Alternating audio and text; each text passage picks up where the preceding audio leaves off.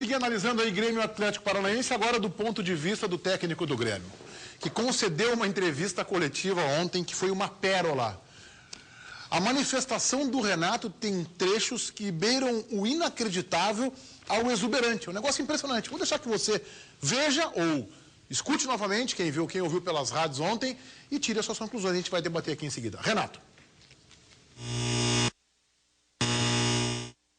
Eu acho que se vocês forem pensar direitinho, eu não sou o cara perfeito, eu sou um ser humano, às vezes a gente acerta, às vezes a gente erra, mas se o Grêmio está numa semifinal de Copa do Brasil, se o Grêmio está no G4 21 rodadas, então acredito que eu acertei muito mais do que errei. Deus não agradou todo mundo. Será que o Renato Portaluppi iria agradar todo mundo? Há quanto tempo o Grêmio não chega numa final? Eu estou aqui há 4 meses. Os treinadores passaram por aqui, tiveram 6, 7 oportunidades, 6, 7 campeonatos, não chegaram numa final.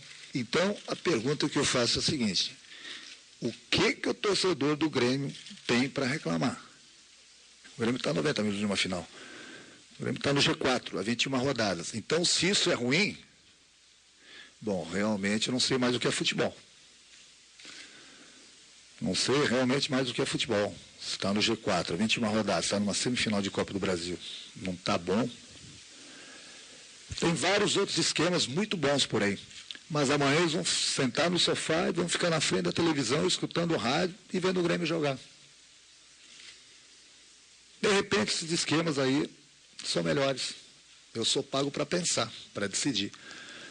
E as minhas decisões até hoje levaram o Grêmio a uma semifinal de Copa do Brasil e estarmos no G4 há 21 rodadas. Talvez isso incomode algumas pessoas que torcem contra, por exemplo. A mim não me incomoda, não. Eu acho que as cobranças estão aí, devem continuar, entendeu? Só que tem uma pessoa que manda no time do Grêmio, e que manda, inclusive, no vestiário do Grêmio, se chama Renato Portaluppi. Se tem gente que gosta de mandar em outros vestiários, ou tem essa moral, parabéns. Aqui não. Aqui manda quem entende. Próxima pergunta. Aqui, ó. Pontos importantes. Em primeiro lugar, do político folclore, o futebol eu acho maravilhoso.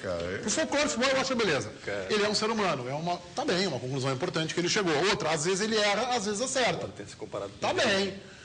Outra, se Deus não agradou todo mundo, o Renato vai agradar, uma comparação, talvez meio megalomaníaca, não muita coisa, assim, comparação com Deus. E eu quero passar um questionamento para vocês e para os telespectadores, pensando no seguinte: se o Renato tivesse 10% do currículo como treinador, que como jogador ele foi top, do Muricy ou do Filipão, campeões da América, o próprio Luxemburgo, Filipão campeão do mundo com a seleção brasileira, o próprio Luxemburgo, a gente pode colocar outro, tem um currículo melhor que ele. O Celso Roth tem mais currículo que o Renato, é campeão da América. Por isso que parece, mas eu não estou dizendo que o Celso Roth é melhor técnico que o Renato, eu até acho que é, mas ele tem mais currículo. O Abel tem mais currículo que o Renato, o Paulo Autuori tem mais currículo.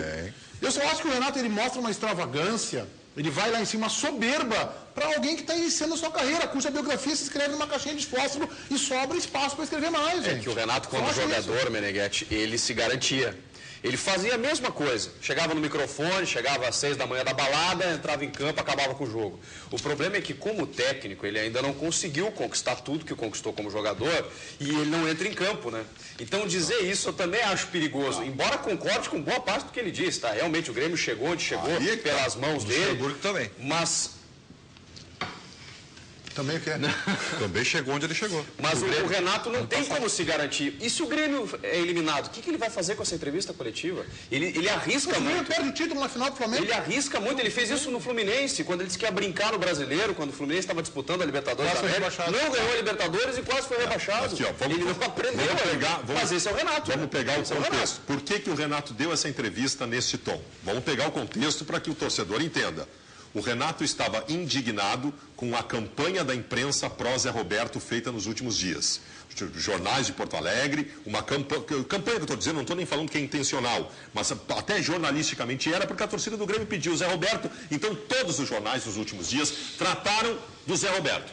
O Renato ficou indignado com isso. Ontem o Jornal de Porto Alegre tinha uma enquete com 10 personalidades, cada um dando o time do Grêmio que deveria jogar. O Renato estava indignado com isso. Por isso deu entrevista nesse tom, por isso, e o Cadu vai me confirmar, repórter que estava no estádio, o Renato não deixou os jogadores falarem, falou ele ontem, por isso que ele bateu no peito, chamou para ele a responsabilidade. Então, este contexto, para mim, dá razão ao que o Renato fez. Se ele é desmedido, ele não está sendo diferente do que ele foi a vida inteira. O Renato sempre foi fanfarrão, sempre foi fanfarrão. Agora, para mim, eu pinço dessa entrevista a frase, o Grêmio chegou até aqui pelas minhas decisões. E é verdade. Porque se o Renato ouvisse o que vinha do externo, o Grêmio não estaria onde está hoje. Cadu, ontem ele brecou os jogadores na entrevista, é isso? Sim, normalmente o Renato ultimamente não tem falado depois de treinos, como normalmente até com o Inter acontece, terça-feira, sexta-feira, antes dos jogos. Normalmente eram os jogadores que estavam falando. E ontem, pelo menos para mim, surpreendentemente, o Renato falou. O treino ontem sequer foi aberto, teve aquela parte fechada. E depois, normalmente, sempre tem aquele período de brincadeira dos jogadores que é liberado para a imprensa. O pessoal entra, dá uma olhada. Mas ontem nem isso. O portão ficou fechado por mais de 1 hora e quando abriu foi direto para a coletiva do Renato Portaluppi no auditório da Arena, onde normalmente as coletivas são na zona mista da Arena, é uma coisa mais informal. Ontem foi o Renato no auditório para todo mundo. Sabe o que aconteceria se os jogadores do Grêmio falassem ontem? A cada 3 perguntas dos repórteres, 2 seriam: como é que você está observando a torcida que quer o Zé Roberto no time? O Renato protegeu o grupo disso. O Renato tirou o grupo disso que ia acontecer nas entrevistas de ontem. O Renato está afastando o grupo. Eu não sei se foi propositadamente para isso, Baldasso. Acho que também teve. Mas eu acho que o Renato também foi pelo momento.